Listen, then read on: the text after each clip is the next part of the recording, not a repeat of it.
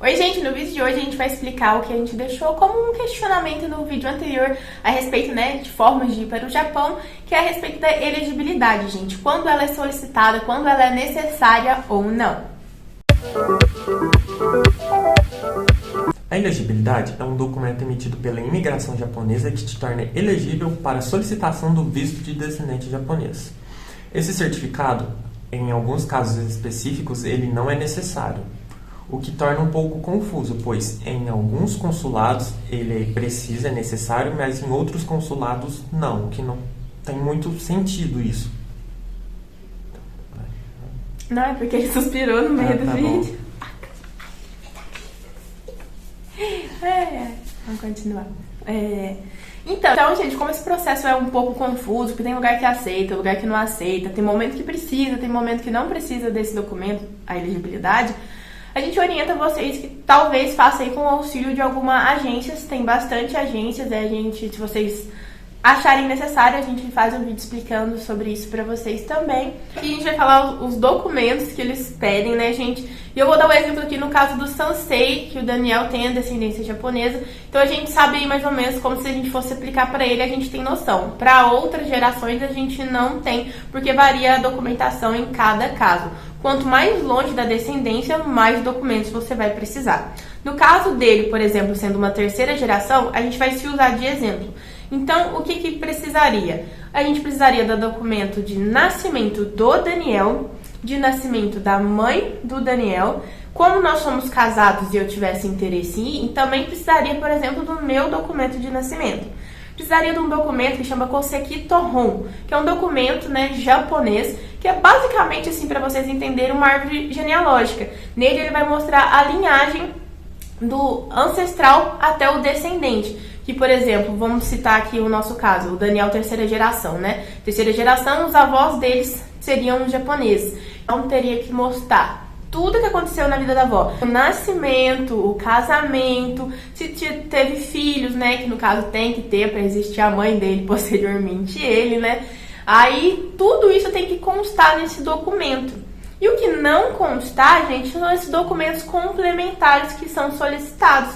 Por exemplo, se os pais do Daniel se casaram e não registraram lá no Japão o casamento, o que a maioria das pessoas não fazem, então lá no Japão eles não têm um conhecimento. Eles têm o conhecimento, por exemplo, que a mãe do Daniel nasceu, mas eles não têm o conhecimento que ela se casou, por exemplo. Então você precisaria do documento de nascimento dela, casamento dela, nascimento do Daniel, casamento meu e do Daniel, o meu nascimento, como eu disse, para provar toda a sua linhagem. E aí, gente, entra um fator super curioso que a gente ficou sabendo através das nossas pesquisas, É que, vamos supor que, no meu caso, como o do Daniel, novamente nos usamos como exemplo, nós já temos vamos completar 2 anos de casado já, Então a gente não entra aí na lista de suspeitos, mas, gente, acreditem se quiser, a gente não sabia que era tão comum assim, mas muita gente se casa para ter o direito do visto. Então, por exemplo, às vezes eu casaria com o Daniel só pra gente conseguir ir, por exemplo, pra ele conseguir me levar. Então, eles exigem, Assim, eles não dizem isso às claras, mas que você tem pelo menos 6 meses de casamento. Então, você precisa provar, gente, é super engraçado. Ele tem uma declaração, que no caso, o descendente, tudo, assim, o cônjuge não interessa pra eles em nada, tá, gente? É descartável. Então, tudo o descendente assina, o descendente tem que emitir declarações, falar do relacionamento, tem que ter provas que comprovem isso, e aí as fotos não podem ser de selfie, eles não gostam, as fotos tem que ter mais pessoas na foto, tipo parentes, pra provar que a família tem conhecimento do relacionamento. Gente, é super bem assim aquelas coisas de televisão que a gente vê, sabe? Se você ter juntar todas essas documentações e fotos e declarações, caso forem necessárias, você vai enviar para um despachante japonês.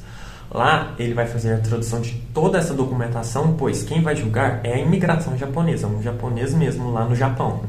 Isso vai te custar em torno de R$2.000 a R$2.500, dependendo da quantidade de documentos. Isso dá aproximadamente em torno de 50, 70 mil ienes. E, gente, depois que a sua elegibilidade sai, como a gente disse, vai depender do caso e tudo mais, é um processo um pouquinho demorado, porque tem isso da solicitação dos documentos, da chegada dos documentos, aí você envia, por exemplo, para a agência que está te auxiliando, caso você opte por uma agência, né, você pode fazer sozinho, só que é muita coisa para prestar atenção, né? E aí você envia para esse despachante japonês, a tradução, aí ele protocola no consulado, aí eles vão analisar o caso, aí o documento tem que ser enviado do Japão para cá, gente, é um pouquinho demorado o processo, viu?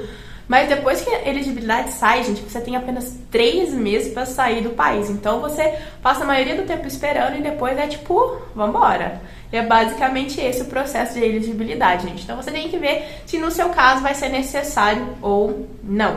Então, gente, o vídeo de hoje é esse. Espero que vocês tenham gostado. Deixa qualquer dúvida aqui pra gente nos comentários. Não esquece de curtir. E a gente vê vocês no vídeo da semana que vem. Tchau!